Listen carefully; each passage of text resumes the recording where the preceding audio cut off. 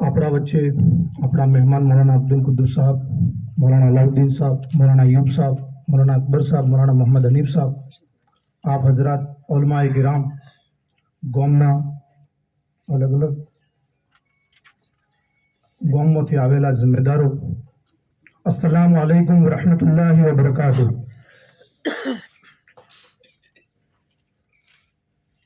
अल्लाह तालानो खूब खूब एहसान છે કે આજ આટલો મોટો મજમો ભેગો કર્યો છે અને આજ એ મોકા ઉપર મને 2 મિનિટની વાત કરવાનો મોકો આપ્યો છે। મારો આજે વાત કરવાની 2 વાતો ઉપર વાત કરવાની છે, એક પ્રોગ્રેસ રિપોર્ટ અને એક ફંડ કલેક્શન ઉપર તફસીલી બયાન। 2 થી લઈને 10 મિનિટમાં ઇન્શાઅલ્લાહ મારી વાત પૂરી કરીશ। આપ લોકો ધ્યાનથી સાંભળો છો એવી હું આશા રાખું છું।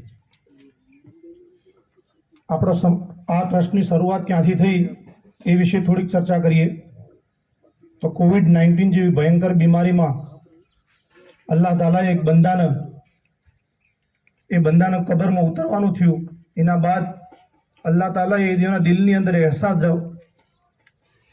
દાખલ કર્યો કે ભાઈ આપણે પણ આવી જ રીતે એકવાર જતું રહેવાનું છે અને લોકો આવી જ રીતે મુઠ્ઠી માટી નાખી અને જતા રહેશે।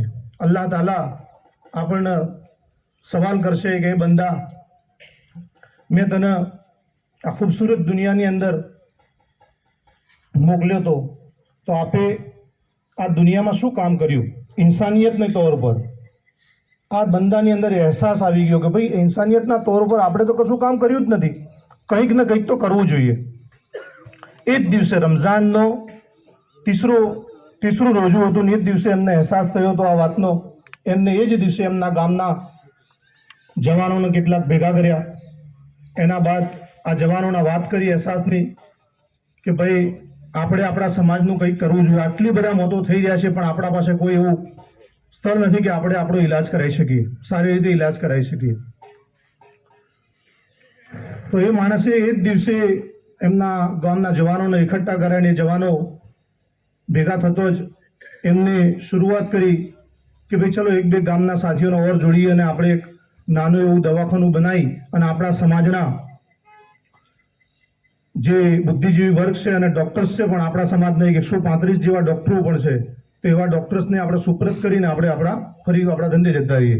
એ એમની સોચ હતી ભાઈ, પણ અલ્લાહને બહુ મોટું કોમ લેવાનું તો એ સાથીઓથી કે ધીરે ધીરે એમને અલગ અલગ ગામનો પ્રવાસ કર્યો તો 156 ગામ આપણા 4 જિલ્લાના મુમન બિરાદરીના 156 ગામ સામે આવ્યા।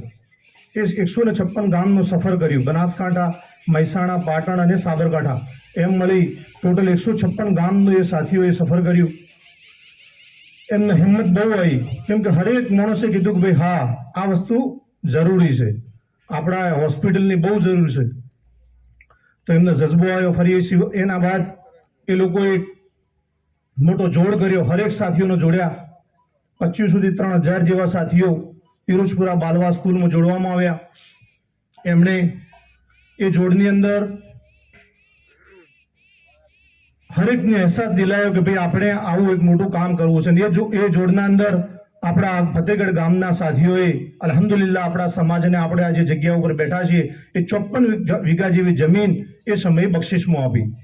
ખેર એ સમયે આપણે એક જગ્યા પરચેસ પણ કરેલી હતી સેદરાણા મુકામે, પણ એ સેદરાણા મુકામેની જે જગ્યા હતી એ સમયે જે વેચનાર વ્યક્તિઓ હતા એ પણ હાજર હતા। તો એમનો પણ આપણે દુઆઓ કરી હતી કે ભાઈ આપની આ જગ્યા અમે આજે સોદો કેન્સલ કરીએ છીએ અને આ નવી જગ્યા આપણને ટ્રસ્ટને મળે છે, તો દુઆઓ પણ આપી હતી। ત્યારબાદ અલ્લાહે આપણને આટલી મોટી જગ્યા આલી, અલ્લાહ જે લોકોએ આપણને આ જગ્યા આપી છે એમની આ કુરબાનીને કબૂલિયત ફરમાવો। ત્યારબાદ અલગ અલગ ટીમો બનાવવામાં આવી કે ભાઈ આપણે કામગીરી કઈ રીતે કરવી જોઈએ। તો એક કોર કમિટીની ટીમ બનાવી જેમાં 15 સાથી બોમ્બે, 15 સાથી ગુજરાતના એમ મળી ટોટલ, અને એ કોર કમિટી બધા જ વેલ એજ્યુકેટેડ બુઝુર્ગો અને ઉલમાઓ સાથે મળીને મોટું કામ કર્યું કોર કમિટીનું।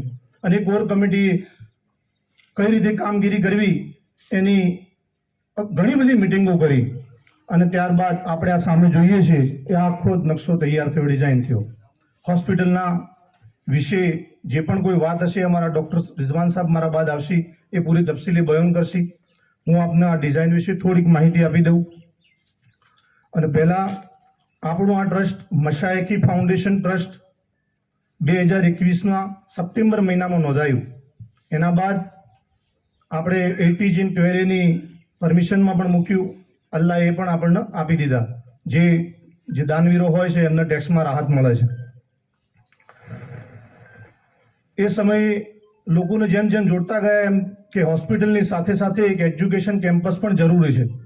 તો એજ્યુકેશન કેમ્પસ ઉપર પણ ફોકસ કરવામાં આવ્યું. આજ આપણે લોકો જોઈ શકીએ છીએ ઘણા બધા સાથી જોઈને પણ આવ્યા છે કે આપણે એજ્યુકેશનની બુનિયાદ તો નંખાઈ બી ચાલુ બી થઈ ગયું અલ્હમ્દુલિલ્લાહ. હોસ્પિટલનું બી ઇન્શાઅલ્લાહ નજીકમાં ચાલુ થઈ જાય ડૉક્ટર સાહેબ આપને બતાવશે. હવે આપણે આ નકશાની થોડીક વાત કરી લઈએ. તો આ પૂરો આપણો માસ્ટર પ્લાન છે જગ્યાનો 54 વીઘા જગ્યાનો. આપ લોકો જોઈ શકો છો બધા. કાળી લાઈન જે બતાવવામાં આવી છે એ આપણો ડોમરપટ્ટી રોડ જે ધારેવાડાથી મગરવાડા સ્ટેટ હાઈવે છે. અલ્હમ્દુલિલ્લાહ આ હોસ્પિટલની બુનિયાદ નંખોની એના બાદ આ બરકતોથી અલ્લાહ એ રોડ પણ મંજૂર કરી દીધો અલ્હમ્દુલિલ્લાહ. અને આપ લોકોની જો દુઆઓ છે તો એક બ્રિજ પણ ઇન્શાઅલ્લાહ સીધો હાઈવે થઈ જાય ઇન્શાઅલ્લાહ. એ રોડ છે. એ રોડથી આપણે અહીંયાથી એન્ટ્રી કરીએ છીએ. આ ઇન્ટરનલ રોડ છે. આપણે અત્યારે જે આ રોડનું કામ ચાલુ છે એ આખો જ વિભાગ છે આપણો હોસ્પિટલનો છે. એટલે અત્યારે આપણે જે જોઈ શકીએ છીએ આ જે વિભાગ છે આપણો એ હોસ્પિટલનો વિભાગ છે. અહીંયાથી એન્ટ્રી કરીએ એટલે આખું જ એજ્યુકેશન કેમ્પસ છે. આપણે જ્યાં ડાર્ક કલરની દેખાય છે બધી જ આપણી બિલ્ડિંગો છે. અને અંદર ઇન્ટરનલ બધા જ રોડ મૂકેલા છે. 60 ફૂટ પહોળા રોડ મૂકેલા છે બધા જ. આ ક્રિકેટ ગ્રાઉન્ડ છે મોટું એટલે હરેક સ્પોર્ટ્સ આની અંદર આવી જાય છે. સ્કૂલ બિલ્ડિંગ જે આપણે જોઈ પહેલી બિલ્ડિંગ એ રાઉન્ડ શેપની અંદર, બીજી રાઉન્ડ શેપની અંદર અને અલગ અલગ કોલેજ બિલ્ડિંગ આ બધી જ કોલેજ બિલ્ડિંગો છે. અહીંયા પાછળ રેસિડેન્સ ક્વાર્ટર્સ અને હોસ્ટેલ બિલ્ડિંગ્સ, ગર્લ્સ હોસ્ટેલ અને બોયઝ હોસ્ટેલ બંનેનું અલગ અલગ આયોજન છે. દરેક બિલ્ડિંગની અંદર અલગ અલગ યુનિટ બનાવવામાં આવશે. આજે 18 મીટરના રોડ પાછળ રાખવા પાછળનું કારણ પણ એ જ છે. અલગ અલગ નાના યુનિટ બનશે અને એ યુનિટની અંદર ડિવિઝન પાડવામાં આવશે. એક ગર્લ્સ હશે, એક બોયઝ હશે. એ રીતે હરેક આયોજન જેવી રીતે સ્કૂલની અંદર પણ બોયઝ ગર્લ્સ અલગ અલગ દરેક યુનિટ રાખવામાં આવશે ઇન્શાઅલ્લાહ. આપણે સ્કૂલની વાત કરીએ તો આ સ્કૂલનો થોડોક માસ્ટર પ્લાન હાઇલાઇટ થાય છે. આપ જોઈ શકો છો રાઉન્ડ શેપની અંદર પૂરેપૂરું પ્લાનિંગ કરવામાં આવેલું છે. આ પૂરું પ્લાનિંગ છે સ્કૂલનું છે. એક બિલ્ડિંગ છે આ રહી, બીજી બિલ્ડિંગ આ છે.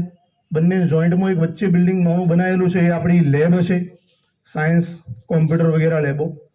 અને બંને જોઈન્ટની લેબ, કેમ કે લેબનો સમય અલગ અલગ રાખી શકીએ છીએ આપણે. સો જોઈન્ટમાં લેબ રાખવા પાછળનું કારણ પણ એ જ છે કે ભાઈ જોઈન્ટમાં લેબ હોય તો અલગ અલગ સમયે આપણે કરી શકીએ છીએ બંને બિલ્ડિંગોનો. આ આપણું હોસ્પિટલનો પ્લાન સ્કૂલનો પ્લાન છે આપણો આખો.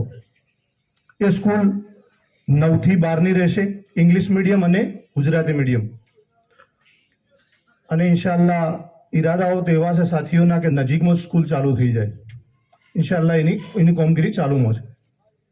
આ બધી બાકીની વિગત છે આપણે સમજી લઈએ કે આ કોલેજ ધીરે કોલેજ શરૂ કરીશું આપણે અને કોલેજથી યુનિવર્સિટી સુધી પહોંચીશું ઇન્શાઅલ્લાહ. આપ લોકોની દુઆઓનો સાથ હશે તો.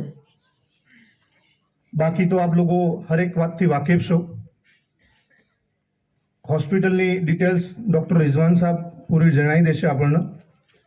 હવે થોડીક ખાસ વાત કરીએ કે જેના માટે આપણે ભેગા થયા છે. કે એક તો ઉલમાએ કિરામનો જોડ છે, મુદરિસીનનો જોડ છે અને બીજો આપણા ગામના જિમ્મેદાર સાથીઓ. અને એ જિમ્મેદાર સાથીઓ કે જેમને આપણે જે ગામે ગામ 156 ગામનો સફર કર્યો એના બાદ 77 એટલે કે 77 ગામના પ્રોગ્રામ કર્યા પર્સનલી.